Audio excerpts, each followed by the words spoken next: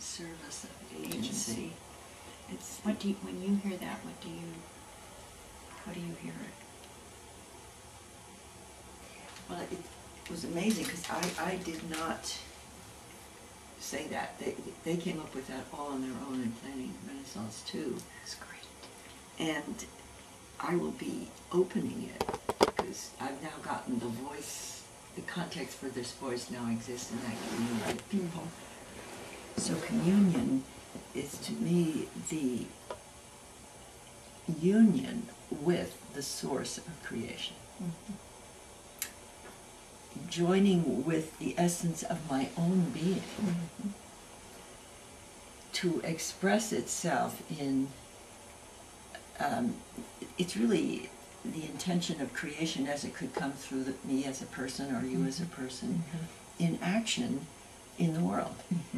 Absolutely. And so communion in service of agency for one person would be that, but for two or more, then you're joining the source of creation in you, joined with the source of creation in me, so it gets to be more of agency.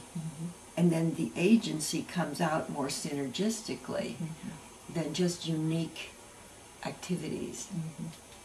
Because if we are all members of one body, that body functions so synergistically, not like 3 trillion separate organs or something.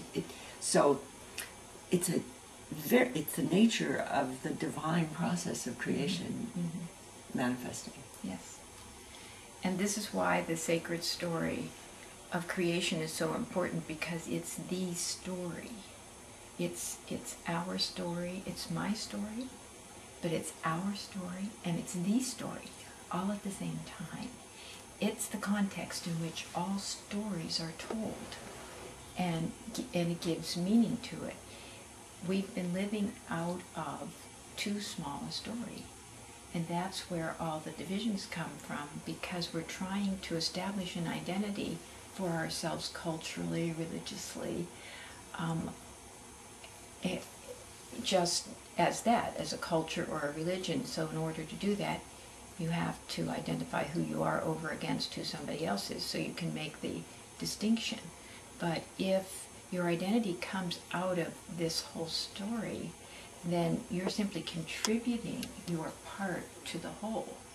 You're not dividing it up. And so everybody has an equal and mutual and reciprocal part to play in the whole story. So we all learn from each other, we all trust each other, we all resonate with each other as part of this whole system. And so when you take this story into any group,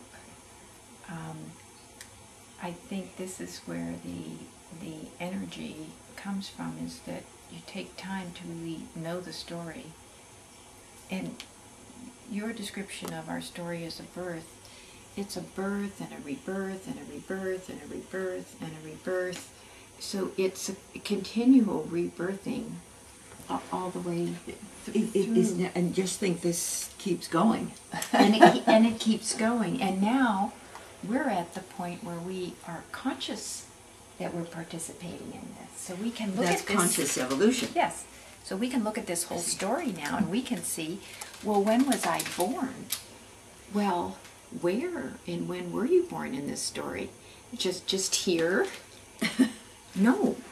I like to say we were begotten, because begotten means we're really part of the original initiating love. So we were begotten from eternity, and then we were born into our time to manifest the whole story in our own particular way with the gifts that were given. So we're in this story in every part. So, and so is everyone. So we don't have to fight.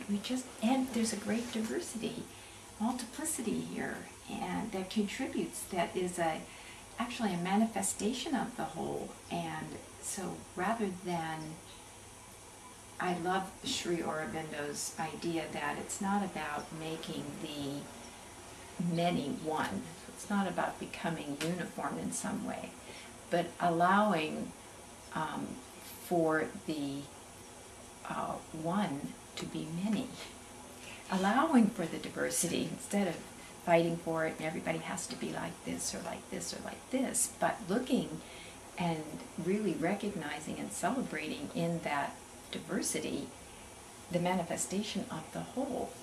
So without each one of those parts, this wouldn't even make sense. You know, Teilhard has this phrase, union differentiates. So the more you get into a communion and union, the more unique everyone is within the synergistic whole. And what's really the challenge is how that happens at a global scale, at a time of crisis for a planetary body.